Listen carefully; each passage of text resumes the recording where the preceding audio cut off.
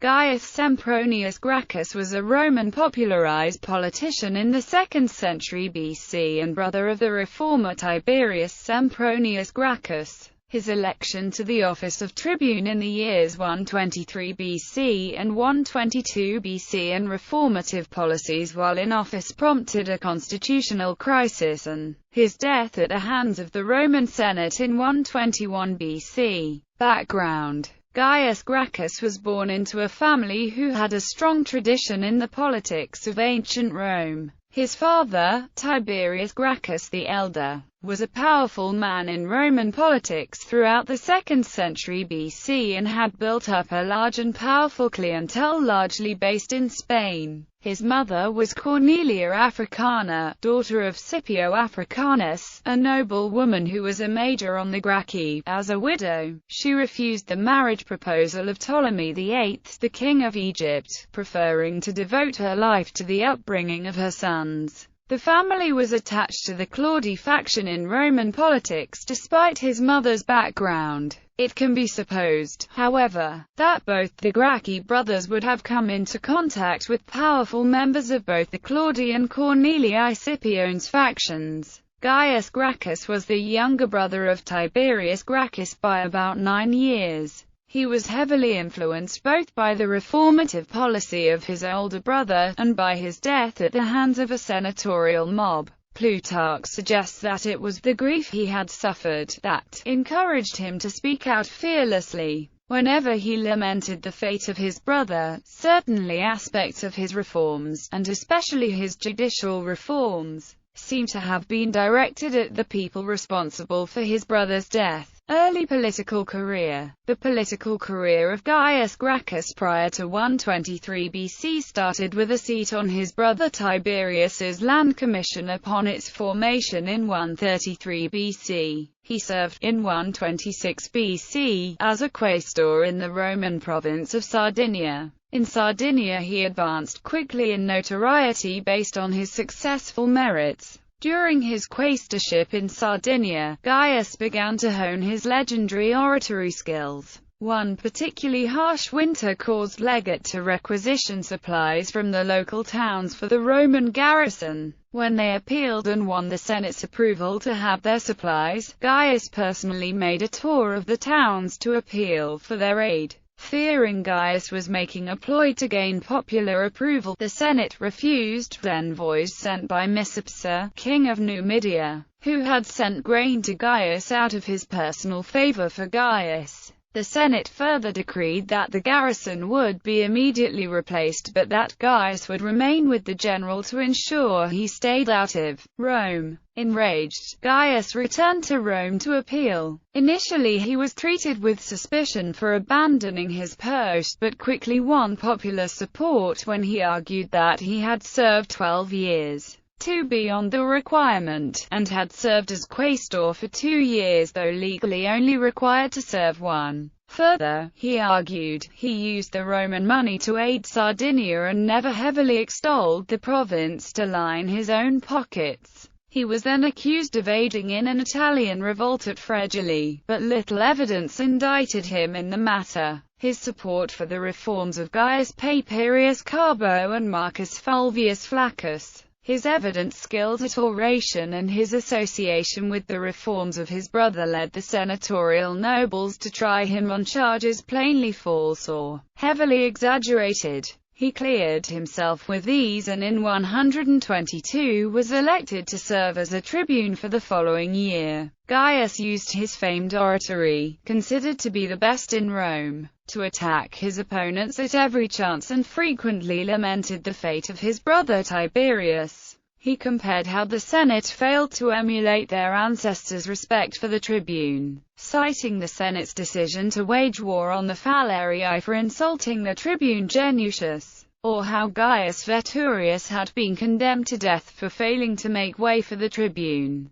He chastised the people for standing by while Tiberius and his supporters were beaten, and cited the unlawful exiles that followed because the accused were not permitted to stand trial. Tribuneship of 122–121 BC. Reforms in 122 BC. Gaius' social reforms were far wider reaching than those of his brother Tiberius. Perhaps motivated by the fate of his brother, some of his earliest reforms dealt with the judiciary system. He set up two initial measures, the first of which prohibited a magistrate who had been deposed by the people from holding office a second time. Gaius's second bill established the right of the people to prosecute any magistrate who had exiled citizens without a trial. These moves were a direct response to the Senate's actions in the aftermath of his brother Tiberius's murder. Courts with capital punishment, not set up by the people,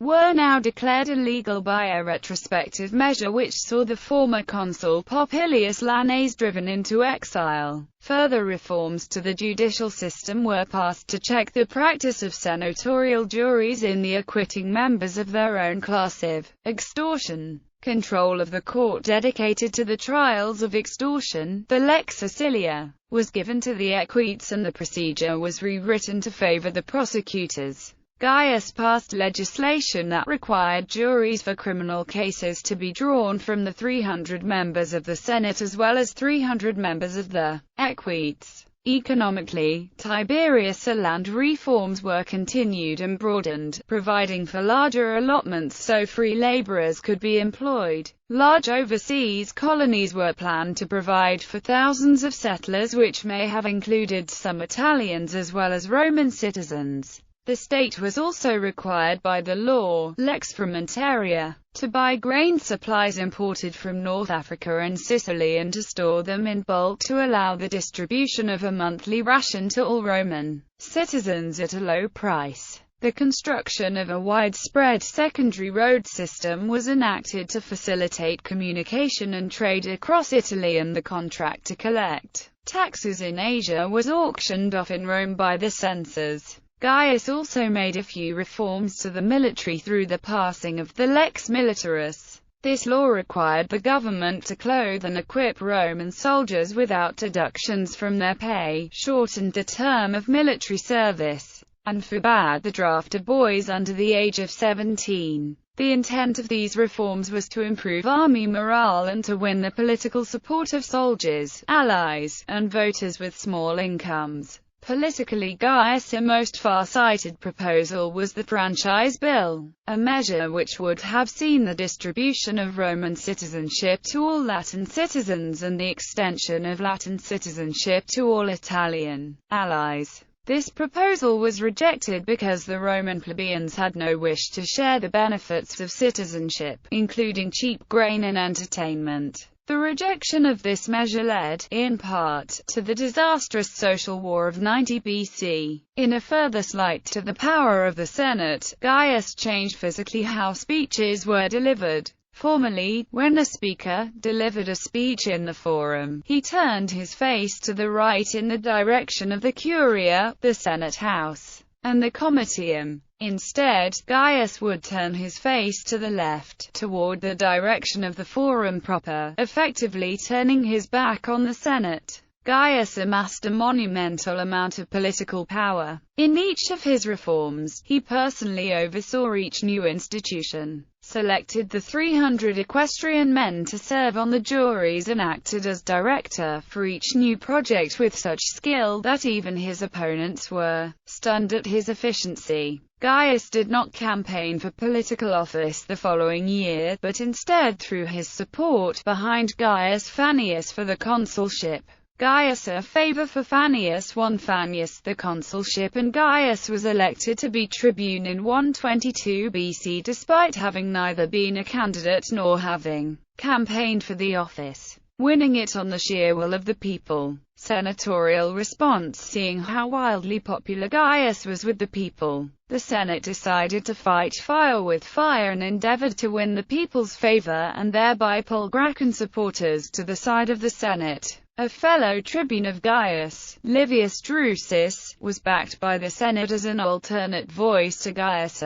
He was under strict orders to not incite violence but rather to use his position to propose legislation pleasing to the people under the auspices of the Senate. Drusus proceeded to draft legislation that was neither credible nor beneficial to the people but was intended merely to undermine Gaius. When Gaius proposed 2 colonies to be founded with reliable citizens, the Senate accused him of trying to win favor with the people before Drusus proposed 12 with 3,000 citizens. When Gaius granted the most needy small plots of redistributed land on the condition they pay a small rent to the public coffers, the Senate accused him of trying to win favor with the people before Drusus proposed to do the same rent-free. When Gaius proposed that all Latins should have equal voting rights, the Senate protested, but approved of Drusus a measure that no Latin would ever be beaten with rods.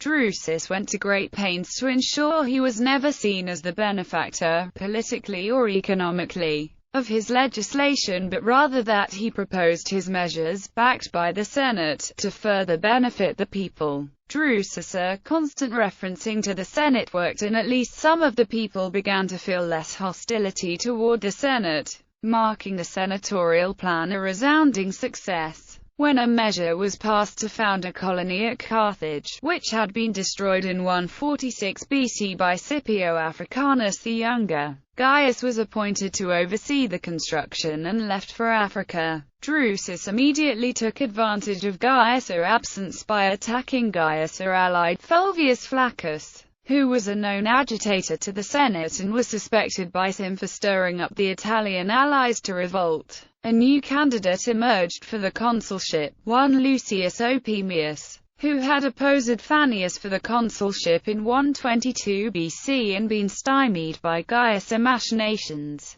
Opimius, a staunch conservative and oligarchical man who wanted to restore power to the Senate, had garnered a significant following and stood poised to challenge Gaius directly. Opimius had made it his sole mission to unseat Gaius. Death of Scipio Africanus the Younger. When Scipio the Younger agreed to represent the Italian allies, who were protesting the injustices done to them which Tiberius Gracchus, a land reform, was supposed to remedy, he won the hostility of the people, who accused him of standing against Tiberius Gracchus and wishing to abolish the law and incite bloodshed. When Scipio died suddenly and mysteriously one day, Gaius was one of many political enemies implicated in his death. Carbo had just that day delivered a fiery speech against Scipio, and he, like other Graccan political allies such as Fulvius Flaccus, was widely known to be an outspoken enemy of Scipio's during this time, as his Graccan-backed proposal to formally allow tribunes multiple terms in office was ultimately defeated in large part due to Scipio's influence. In fact, between the years of his return from Spain in 132 and his death in 129, Scipio inexorably began to unite the ruling oligarchy against Gaius.